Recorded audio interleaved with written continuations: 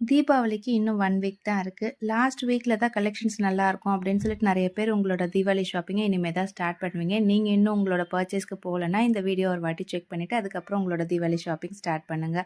Family ஃபுல்லாத்துக்கும் ஒரே ஷாப்ல வாங்குற மாரி இருந்தோம்னா, கண்டிப்பா பில் அமௌண்ட் கொஞ்சம் அதிகமா தான் இருக்கும் இல்லைங்களா?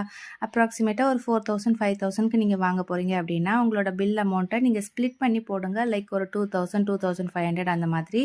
இதுக்கு 2 ரீசன். ஒண்ணு ஜிஎஸ்டி, அது எல்லாருக்குமே தெரியும். 2500 கம்மியா இருந்தா 1% ஜிஎஸ்டி. அதுக்கு மேல போனா ஜிஎஸ்டி ரேட் வந்து டிஃபர் ஆகும்.